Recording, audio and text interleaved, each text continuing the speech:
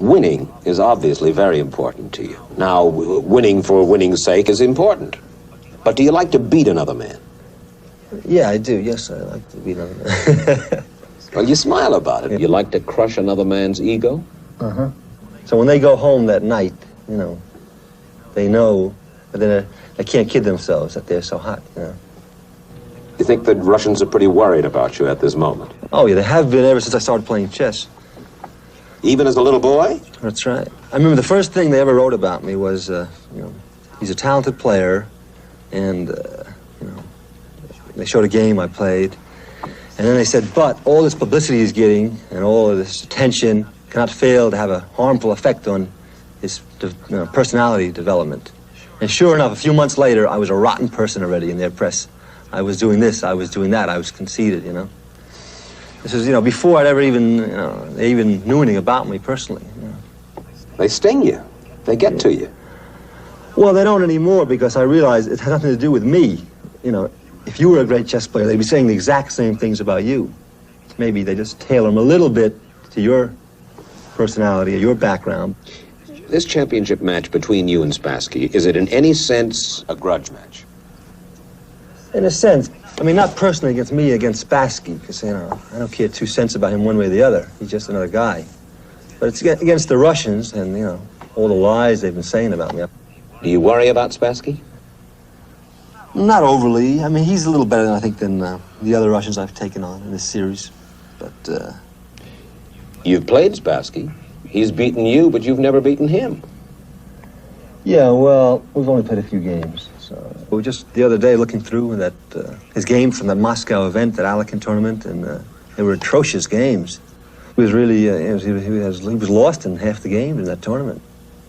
Really bad games on his part.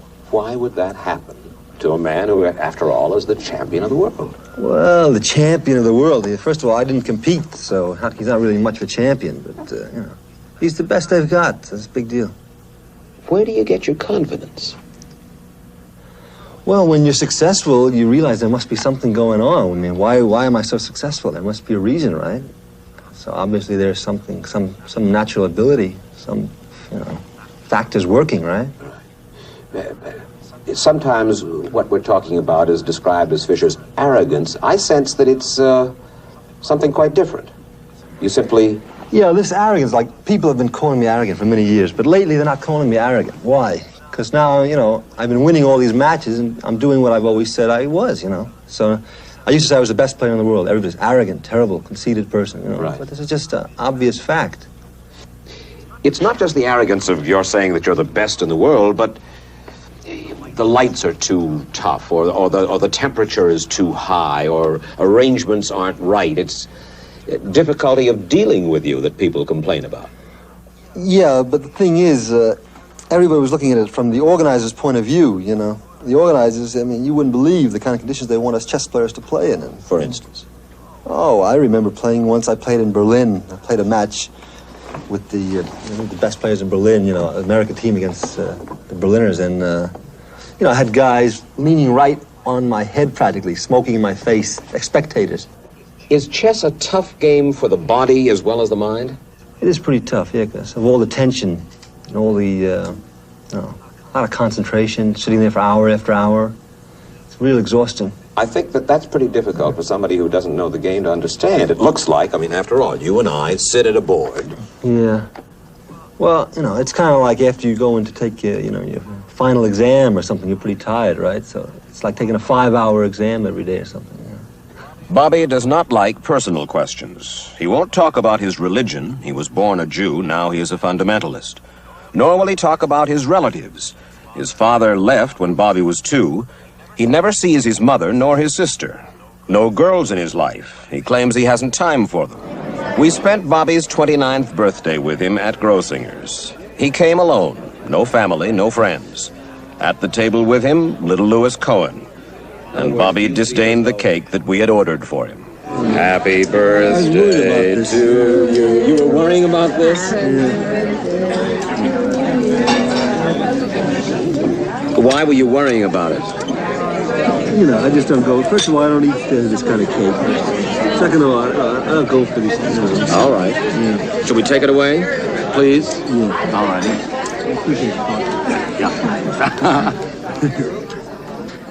His only constant companion is the big red book of Spassky, a collection of 350 tournament games that Boris Spassky, the man he wants to take the world title from, has played.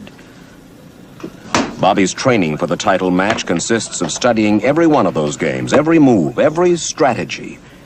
He carries the book with him everywhere as if to absorb its contents through his fingertips. He has no advisors, no coaches, no manager. He doesn't really trust anyone's advice. In a sense, his most reliable friends are the pieces on the board.